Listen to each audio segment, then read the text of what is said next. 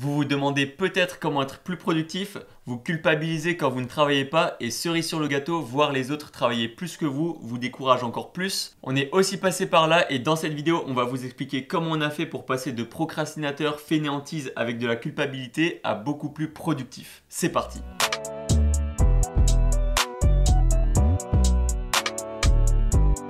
Tout d'abord, pour ceux qui ne nous connaissent pas encore, on s'appelle Théo et Léo, on est e-commerçants depuis plus de 3 ans, on partage toute notre expérience sur cette chaîne YouTube et on est spécialisé sur la création de boutiques.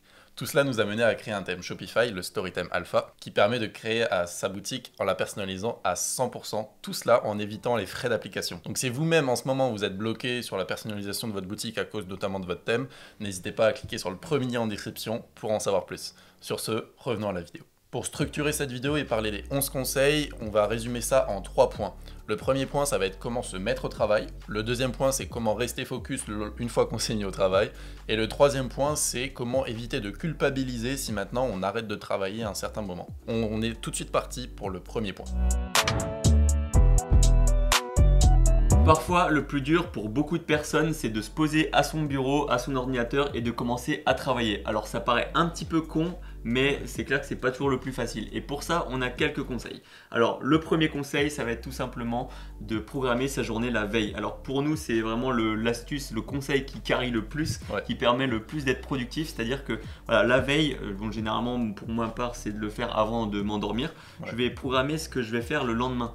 Et ça, justement, ça va permettre de ne pas perdre de l'énergie le jour même à chercher qu'est-ce qu'il faut faire, etc., etc. Parce qu'au final, on finit par ne rien faire. En tout cas, c'est mon cas. Pour toi, je sais pas. Bah moi, c'est un petit peu pareil. C'est-à-dire, une fois que j'ai fini toutes les tâches que j'avais prévues la veille, à ce moment-là, je prépare les tâches du lendemain. Donc c'est-à-dire le soir avant de rentrer chez moi par exemple, si maintenant la journée j'étais au bureau. Et puis à ce moment-là, je vais prévoir les tâches que je vais faire le lendemain. Et surtout, ça va permettre d'aller le lendemain en étant motivé. C'est-à-dire que par exemple, en général, j'ai 3 tâches à faire, sauf quand il y a des tâches qui prennent beaucoup de temps. À ce moment-là, je sais que je vais devoir travailler là-dessus. Par exemple, les mises à jour du thème Shopify dont on parlait au début de cette vidéo. Mais par exemple, je sais que je vais venir aujourd'hui au bureau, je vais faire ça, ça, ça, et après, je serai tranquille. C'est-à-dire, si j'ai encore la foi de travailler, je vais m'avancer sur les tâches du lendemain. Mais je suis pas obligé de le faire. C'est-à-dire que moi j'ai fini ma part du contrat, ma journée est terminée et à ce moment-là je peux regarder un animé, je peux faire ce que je veux quoi. Si j'ai envie de jouer au billard, je joue au billard. Mais globalement c'est ça qu'on vous conseille de faire, surtout pour se mettre au travail, c'est-à-dire prévoir les tâches de la veille et au moins ça carry pour la journée. Ouais, t'es un peu avancé sur les conseils d'après, mais bon, on va passer sur le deuxième qui est d'avoir un pourquoi. Alors ça c'est un conseil qu'on a sûrement déjà dû entendre partout, enfin tout le monde l'a déjà entendu, mais pourtant c'est quelque chose de très important parce que je me souviens d'une période à nos débuts où voilà, on avait atteint certains objectifs et on n'avait plus vraiment de pourquoi on travaille parce que ça tournait plus ou moins tout seul et puis voilà, on n'avait plus de raison en fait. Donc toujours avoir une raison et puis même c'est mieux que voilà, quand on se lève et qu'on ne sait pas pourquoi on se lève, et pourquoi se lever en fait, donc c'est pour ça. C'est très important de l'écrire, de prendre du temps, de l'écrire sur du papier ou dans les notes de votre téléphone, peu importe, mais voilà, ça reste quelque chose de très important d'avoir un pourquoi. C'est pour ça qu'on l'a mis en deuxième et on va pas en plus en parler je pense. Mais juste aussi avoir un pourquoi qui peut évoluer. Par exemple, nous, notre pourquoi à l'heure actuelle, c'est la raison de pourquoi on fait la série de vidéos RTDT, Road to Dream Team. Si jamais vous n'avez pas vu cette série de vidéos, le lien sera probablement là dans les fiches de la vidéo si on n'oublie pas. Et en gros, on résume notre parcours, les points positifs, les points négatifs, jusqu'à atteindre notre objectif qui est d'atteindre 10 salariés, jusqu'à probablement fin d'année, si ce n'est voire plus tard. Mais à ce moment-là, c'est notre premier pourquoi, et c'est un pourquoi évolutif, parce que pour le moment, c'est 10 salariés, plus tard, ce sera 100 salariés, et plus tard, 1000 salariés, etc. J'allais dire, il se peut que le pourquoi évolue, parce que le pourquoi qu'on a maintenant, c'était pas le même pourquoi d'il y a 2 ans. Donc ça, faut pas s'inquiéter voilà, si ça change ou quoi, mais en tout cas, l'écrire de temps en temps, ça fait du bien et ça permet de se remotiver. Donc on peut passer au troisième point, qui est tout simplement d'aimer ce que vous faites. Alors encore une fois, ça peut paraître un peu bateau, mais c'est important. Incroyable. Si on se lève pour faire quelque chose qu'on n'aime pas tous les jours, au final, est-ce qu'on va tenir sur le long terme? Est-ce qu'on va vouloir travailler pour cette chose-là? Spoiler, non. Voilà. Donc je pense qu'il n'y a pas plus à dire là-dessus, juste faut trouver sa voie en fait. Faut pas faire quelque chose par défaut. Ça, je crois aussi qu'on va en parler plus tard, mais c'est pas parce que quelqu'un sur les réseaux sociaux a réussi entre guillemets, et qu'il a fait telle ou telle chose que tu dois te dire, faut à tout prix que je fasse cette chose-là pour réussir moi aussi. Il faut juste que tu fasses quelque chose que t'aimes, même si c'est pas quelque chose que les autres font pour réussir de manière générale. dans le commun des mortels, entre guillemets, bah, à ce moment-là, l'essentiel, c'est que ça te fasse kiffer, parce que sinon, tu vas arrêter. Quatrième point, c'est de commencer par faire un petit truc. Généralement, quand on s'assoit au bureau et qu'on voit, voilà, il y a ça à faire, il y a une liste longue comme ça de choses à faire. Des fois, le mieux, c'est de commencer, se dire, bon, je travaille 5 minutes, je me mets un chrono, là, 5 minutes, je travaille. Et je touche pas à mon téléphone, je fais vraiment que ça. Genre je commence et puis à la fin de ces 5 minutes, et ben, généralement on aura plus tendance à vouloir continuer et terminer ce qu'on était en train de faire parce qu'on est lancé tout simplement. Donc c'est aussi une astuce, je sais pas, je pense que toi tu utilises aussi des fois un peu peut-être. Ouais, bien sûr, ou essayer de vraiment, sur toutes les tâches qu'on a à faire, essayer de résumer la tâche la plus simple. Juste la plus simple, la plus rapide. Par exemple, moi en général, le matin, la première chose que je fais, c'est répondre aux mails du support SAV. Parce que je sais que c'est quelque chose de relativement rapide à faire et quelque chose qui va pas me prendre trop d'énergie non plus. Alors que si dès d'entrée de jeu, je dis, bah vas-y, il faut que je développe telle ou telle section pour le thème, là il faudra beaucoup plus réfléchir, il faudra se mettre dans un mood, etc. Donc c'est pour ça que je préfère commencer par une tâche qui est facile ou alors juste se mettre un chrono, comme tu viens de le dire, ça marche très bien aussi. Ensuite, cinquième conseil, c'est d'avoir une routine, une habitude tout simplement. Moi, je me souviens que quand on était période de lycée ou de la fac, etc., eh ben, on travaillait parce qu'on avait nos habitudes. Il fallait aller à telle ou telle heure en cours, telle ou telle heure on faisait nos devoirs, et puis voilà, on était programmé pour faire ça, donc on travaillait. Et justement, en entrepreneuriat, c'est un peu plus compliqué parce qu'on n'a pas de directive, enfin, on va dire, on n'est pas obligé de le faire pour quelqu'un, alors qu'en cours, etc., on est obligé. Donc, à ce moment-là, on avait des habitudes et l'idéal, c'est de se créer des habitudes et aussi du coup avoir un peu de discipline avec soi-même pour commencer à travailler et puis être productif et se mettre dans son truc. Voilà. Donc, voilà. Je sais pas si tu as quelque chose à dire là-dessus. Non, mais c'est créer sa routine, pareil, ne pas être, ne pas être influencé par la moyenne des réseaux sociaux, des entrepreneurs sur les réseaux sociaux, se créer vraiment une routine qu'on aime. C'est pas parce que tout le monde dit on se lève, il faut faire de l'exercice, il faut prendre une douche froide et lire, qu'il faut à tout prix que tu fasses ça toi aussi. Ma voix elle bug un peu, mais globalement c'est important que ta routine te ressemble à toi. Voilà, ça c'est un point que j'avais pas dit, mais t'as raison. Et enfin, sixième point concernant le fait de se mettre au travail, c'est de se mettre un petit peu une identité. Alors moi j'ai appelé ça comme ça, mais c'est l'idée de se dire que voilà, si maintenant on dit à notre cerveau et on se répète et on croit fortement qu'on est quelqu'un de fainéant qui ne travaille pas et qui n'est pas productif, bah, votre cerveau va se mettre en mode bah, je suis pas productif, c'est vrai, il le dit donc. Je vais faire comme il le dit et à ce moment-là, on ne sera pas productif. Mais si on se répète à son cerveau, bon, moi je veux devenir quelqu'un de productif, je veux travailler, je veux être comme ci, comme ça, c'est un peu le pouvoir de votre subconscient, le livre là, de Joseph Murphy, je crois qu'il s'appelle. Ouais, exactement. Ce livre-là, il parle beaucoup de ça, mais on va dire que c'est vrai, parce que du coup, c'est un cercle vertueux ou vicieux dans lequel on se met en fonction de comment on pense. Et c'est vrai que c'est très mindset un peu ce que je dis, et c'est un peu vraiment très dev perso, mais j'assure que c'est vraiment, ça fait une différence. Ouais. Un des plus gros exemples qu'on peut donner sur ce point-là, c'est Twitter. Quand on se promène sur Twitter, ça dépend de votre TL, mais en tout cas, la mienne, il y a souvent aujourd'hui grosse flemme ou alors la pluie, ça me donne vraiment pas envie de travailler ou ce genre de choses. Si vous aimez ou retweetez ce genre de choses, vous acquiescez avec ce genre de personnes et rien que voir ces tweets, votre cerveau il les imprègne quand même. Donc faire attention à ce genre de choses. Je suis complètement d'accord avec toi par rapport aux tweets des gens comme ça. Mais après, voilà, si c'est juste un conseil, après, faut pas non plus, on n'est pas les master gourous machin à dire machin, donc bon, faut quand même prendre Twitter, un peu. c'est drôle quand même. Oui, voilà. Twitter, c'est quand même un peu drôle. Voilà, donc bref. Du coup, ça c'est pour les 6 conseils de se mettre à travailler. Maintenant, on va passer aux 2 prochains conseils qui concernent comment rester focus et être mieux dans sa séance de travail. Le premier point, c'est un environnement sain, dans le sens où il ne faut pas des distractions. Par exemple, je sais que moi, quand j'habitais encore avec mes parents, rien que d'entendre un à table alors que j'étais en pleine séance de travail, en plein truc de vas-y, faut pas me déconcentrer, ça me bousillait limite mon après-midi après plus tard parce que j'étais dans mon truc, j'étais dans mon flow de travail, j'étais dans mon je faisais mon truc. Et puis là, d'un coup, on me coupe. Donc ce genre d'environnement, après, tout le monde n'a pas forcément un contrôle là-dessus, mais essayez d'être dans un environnement sain, pas qu'il y ait des distractions, par exemple, pas à mettre votre Nintendo Switch à côté de vous si vous êtes tenté à y jouer à chaque instant, ou alors vraiment vous êtes en mode j'entraîne mon cerveau à résister, bon là c'est encore un autre délire, mais essayez d'avoir un environnement très sain qui favorise justement une productivité sympathique. Si vous aimez les odeurs d'orange, achetez des diffuseurs d'huile essentielle avec des gouttelettes d'orange, et à ce moment-là, ça sera aussi cool pour vous. J'allais dire aussi un bureau rangé, un un écran propre, enfin quelque chose qui donne envie de travailler. Parce que c'est vrai que des fois, on arrive sur des bureaux, s'il y a des papiers de partout, c'est pas rangé, etc., c'est le bordel, ça donne pas envie d'aller s'asseoir et de travailler pendant de longues heures. Alors que si maintenant c'est propre, il y a une petite tasse de café ou un petit thé en fonction de ce que vous buvez, et que voilà, ben là il y a toutes les conditions qui sont réunies pour travailler, donc je pense que c'est quand même important d'être dans un... Après on appelle ça un environnement sain, mais c'est à vous de définir votre environnement sain. Il y en a, ils préfèrent, c'est vrai qu'il y en a, ils préfèrent un peu le bordel. Bon, moi je suis pas forcément apte à ça, enfin d'accord avec ça, mais bon, il y en a qui préfèrent, donc bon, pourquoi pas. C'est un peu comme on a dit avant avec les routines, les habitudes, etc. Il faut juste que ça vous ressemble et que vous êtes OK avec ça. Et aussi, moi, il y a un truc qui m'aide énormément, c'est de changer mon environnement de manière régulière. C'est-à-dire, souvent, je vais un petit peu modifier mon setup ou alors modifier une petite pièce de mon setup ou quelque chose comme ça. Et là, à ce moment-là, ça va me donner envie de travailler. Avec ce nouveau, par exemple, là, on a acheté des nouveaux micros, on s'est fait une nouvelle pièce de tournage, ça nous donne envie de tourner parce qu'on a changé notre environnement, donc on a envie de tester, etc. Et ça nous donne envie.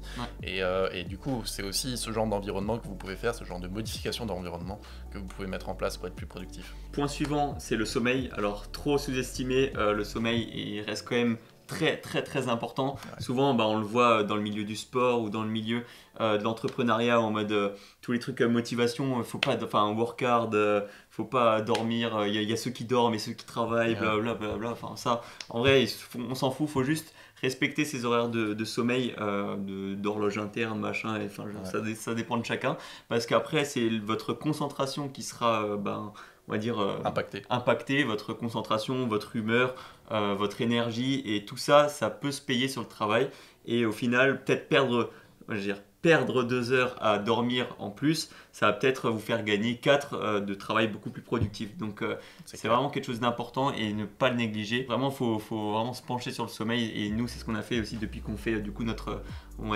challenge muscu, on va dire, si on peut encore l'appeler comme ça, en ce moment, vu les blessures, etc. Mais bon, bref, le sommeil, c'est quelque chose d'important. Je sais pas si tu veux rajouter. Juste le fait que 8 heures de sommeil, c'est pas forcément le cas pour tout le monde. Si vous faites beaucoup de sport ou si vous avez une activité physique assez soutenue, privilégiez quand même plus 9 heures, voire 10 heures de sommeil. Après, ça dépend aussi de vos possibilités. Mais ne travaillez pas moins pour travailler plus, parce qu'au final, vous n'allez pas tenir sur le long terme. Enfin, dormez pas moins, je crois que j'ai dit 2 fois travailler. Mais bref, dormez pas moins pour travailler plus. On a à peu près résumé les 2 points pour rester focus pendant le travail. Maintenant, il y a la 3e partie, c'est comment ne pas culpabiliser quand on ne travaille pas. Alors ça, c'est aussi un point qui est très important, surtout dans l'entrepreneuriat où voilà, le travail intensif est très prôné, on va dire. Donc on a quelques conseils pour ça, donc c'est parti. Le premier conseil qu'on peut vous donner pour ne pas culpabiliser lorsque vous allez prendre des séances de repos, c'est justement de les planifier, ces séances de repos. C'est-à-dire qu'à telle ou telle heure, enfin telle date ou telle heure, je ne vais pas travailler et je vais faire, par exemple, moi je sais que le mercredi soir j'ai mon entraînement de basket et c'est prévu, c'est comme ça. Je sais que même si j'ai pas fini de travailler, je vais quand même à cet entraînement de basket parce que c'est un loisir et ça me permet d'évacuer les idées, les problèmes, etc., de me changer les idées. Et à ce moment-là, c'est une séance de repos, entre guillemets, qui est planifiée, qui est prévue.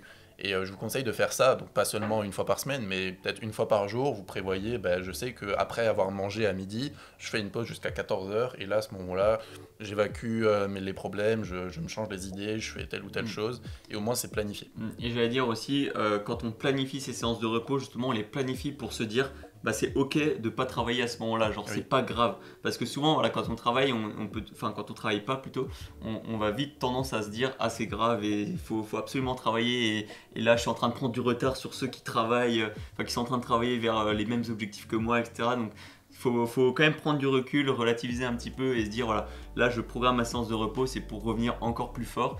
Donc voilà, c'est pas à négliger. Ensuite, le prochain conseil par rapport à ça, c'est ne pas se bourrer le crâne avec les comptes de motivation sur Instagram, sur peu importe les réseaux sociaux.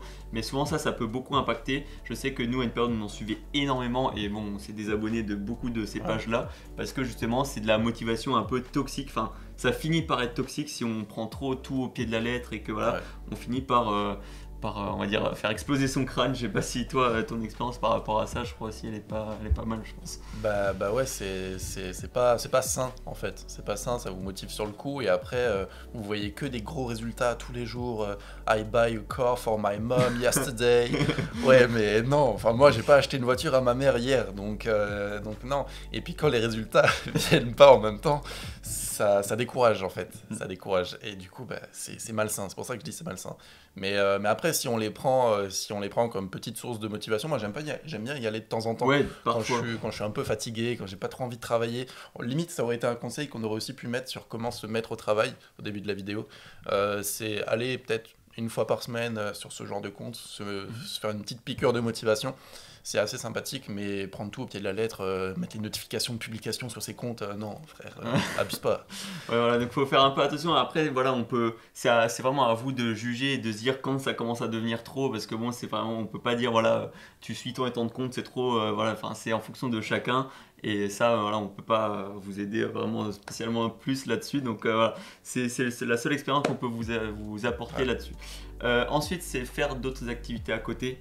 Ça, c'est très important aussi. Quelque chose qu'on fait déjà en vrai, Ah bah oui. qu'on a continué de faire, mais c'est vraiment important de diversifier un peu parce que si on pense que au travail et qu'on fait que des trucs liés au travail, et ben c'est un peu, ça devient C'est le trop. burn-out. Ça, C'est le ouais, burn-out bientôt. burn-out assuré. Nous de notre côté, je sais qu'il y a longtemps, on a déjà fait une vidéo quelles activités on fait en dehors du business. Ouais. Alors bon, on va pas refaire une vidéo exprès pour ça, donc moi je vais un peu vite fait résumer les Vas-y. miennes, toi tu vas résumer les tiennes. Donc moi, pour moi il y a le sport, donc hand et muscu, il y a la musique, donc piano, guitare quand j'ai un peu envie, les animés en ce moment, les jeux vidéo si j'aime bien, ou regarder des Ouais. vidéos sur YouTube. Vraiment c'est vraiment ce que je fais, ou alors dès que je peux je sors. Donc voilà, ça c'est Ouais. on va dire mes activités principales en dehors du business quand du coup je travaille pas. Et du coup quand je fais ça, je me dis je culpabilise pas parce que je suis en train de faire ça, parce que j'ai programmé de faire ça. Ouais. Donc voilà. Toi, Ouais, c'est du ça. coup. Bah, moi, en dehors du business, qu'est-ce que je fais? C'est je regarde beaucoup YouTube, je regarde beaucoup de divertissement. Et puis après, moi j'ai commencé récemment One Piece. Première fois que je regarde un animé, je sais pas si c'est une bonne chose de commencer par One Piece, en tout cas j'adore. C'est très shonen, c'est Ouais. motivé aussi. C'est un peu des comptes motivation, mais quand même en version un peu mieux, je dirais quand même. Non, bah, c'est en Enfin, même temps du divertissement, genre c'est, enfin, je sais pas comment le décrire, mais en tout cas j'adore. Donc en ce moment je fais que ça. J'ai un peu délaissé YouTube d'ailleurs, mais bref. Sinon à part ça, bah, le basket pour moi plus muscu tous les matins enfin, en général. Et sinon, vu que mes parents n'habitent pas, enfin ont déménagé sur l'île de la Réunion, nous on est en Alsace, donc on est assez éloigné. Donc je les appelle dès que je peux. Je les appelle souvent le matin parce qu'à cause du décalage horaire, le soir quand je rentre, bah, ils sont déjà en train de dormir. Mais bref, sinon ouais, je les appelle souvent, surtout mon petit frère, et ça me permet d'évacuer les problèmes, changer les idées, de rigoler un peu et voilà. Mais sinon non, je fais rien d'autre spécialement. Ça me Ouais. prend beaucoup de temps les animés en ce moment. Ouais, mais l'essentiel c'est de trouver quelque chose qui nous plaît en dehors du business C'est ou ça. en dehors de son activité principale où on a envie d'être productif. Comme ça, voilà, ça permet, comme tu as déjà dit avant, changer les idées. Donc voilà, c'est à peu près tout. On peut passer, on va dire, à la conclusion de cette vidéo. Juste un petit point bonus. Ah oui, vas-y. L'astuce bonus, sinon ça aurait été un titre putaclic, on aurait été des gros connards. L'astuce bonus, je l'ai vu dans une vidéo de Théo Lyon, aka le mec de Kudak. Et c'est une astuce qui m'a beaucoup parlé, c'est-à-dire que pour la faire courte, en gros, il fonctionne avec des métriques, c'est-à-dire il va mesurer des métriques. Par exemple, là en ce moment, il travaille sur la métrique de à combien de pourcents il est successful. En gros, à combien de pourcents il a réussi selon lui. Et je trouve ça important parce qu'il passe ça en premier degré par rapport au fait d'être heureux, par Premier rapport plan, tu veux dire. ouais, premier plan par rapport au fait d'être heureux, par rapport au fait d'être plus baraqué, par rapport au fait d'être plus n'importe quelle chose que vous voulez vous fixer comme objectif. Et par exemple, plutôt que de culpabiliser à l'idée de vous sortez pas assez, vous faites pas assez de sport, vous n'êtes pas assez heureux, bah, est-ce que en fait ça dépend peut-être de votre métrique, c'est-à-dire est-ce que vous travaillez plus en ce moment sur votre succès, est-ce que vous travaillez plus en ce moment sur essayer d'être au maximum heureux, à ce moment-là c'est plus sortir avec des potes, c'est plus profiter, partir en vacances, etc. Est-ce que vous êtes plus en train d'essayer d'être plus sportif, d'être plus musclé, etc. Donc ça dépend vraiment de votre métrique du moment, et tant que vous avez en tête la métrique du moment, c'est-à-dire être successful, et que vous vous rapprochez de cette métrique, à ce moment-là, ça vous rendra automatiquement heureux. Ça vous rendra peut-être pas automatiquement musclé, mais en tout cas, ça peut vous rendre un peu plus satisfait de vous-même parce que vous vous dites, bah ok, je reste dans cette métrique-là et je culpabilise pas parce que je travaille trop ou pas assez. Et il faut dire que plus on se rapproche d'un objectif, généralement plus on a envie d'en faire, et du coup, par la suite des choses être plus productif. Donc voilà, c'est à peu près ce que tu veux dire, je pense. Ouais, c'est ça. Donc merci à Théo Lyon. Et voilà, donc si jamais sa chaîne sera peut-être... Enfin, chercher sur YouTube, il commence à être connu. Du coup, en conclusion, on peut dire, bon, il se peut que vous soyez dans une période où vous n'êtes pas productif, ça peut arriver, ça nous est déjà arrivé, mais voilà, il faut plutôt que se dire vas-y, se morfondre, vas-y, c'est comme ça, je suis pas productif, machin, il faut essayer d'affronter le truc et puis se donner à fond et continuer, et au final ça va devenir quelque chose de normal de travailler, plutôt que là, c'est peut-être en ce moment quelque chose de normal de pas travailler, et bah faut inverser la tendance et se dire bah maintenant je peux travailler, je suis productif et je suis comme ça, et puis voilà, je sais pas si t'as un petit mot de la fin comme ça à ajouter. C'est ok de ne pas être productif des fois, hein, d'avoir des phases comme ça. Il se peut qu'il vous arrive un événement marquant dans votre vie ou autre, je sais pas, ou pas. Mais en tout cas, c'est ok et il faut juste essayer de remonter petit à petit la pente, pas essayer de faire un grand bond d'un coup parce que vous allez retomber tout aussitôt. Donc suivez les conseils, pas tous ceux qu'on vous a dit dans cette vidéo, sinon vous allez maxer. Un peu comme si vous êtes dans les comptes motivation là. Ouais, vous êtes voilà, c'est ça. Faites petit à petit et puis cherchez pas non plus à optimiser à 100% parce que voilà, c'est là où on tombe dans des trucs un peu toxiques. Donc voilà, c'est à peu près tout.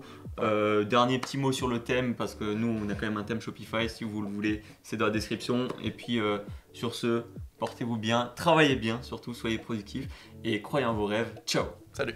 Attends, on a une super nouvelle pour toi, on vient de refaire notre toute nouvelle formation gratuite. C'est plus juste quelques vidéos que tu recevras par mail par-ci par-là, mais c'est vraiment tout un espace membre qui est consacré, auquel tu pourras bien sûr y accéder gratuitement et qui va t'aider à te lancer et ou te développer dans le e-commerce. On a décidé de répartir notre formation gratuite en plusieurs modules.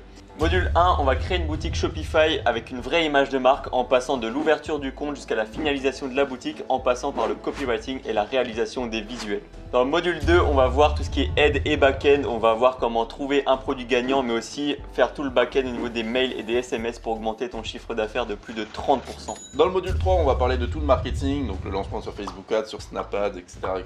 Et enfin, on vous a préparé un petit module bonus où on a regroupé en fait plein de vidéos qui va vous expliquer comment utiliser les principaux logiciels, style Photoshop, etc. Alors pour t'inscrire, clique sur le premier lien en description et tu recevras toutes les consignes pour accéder à cet espace membre. Alors on se retrouve de l'autre côté dans la formation gratuite et pour tous les autres, on se dit à la prochaine pour une nouvelle vidéo. Travaillez bien, croyez en vos rêves. Ciao. Salut.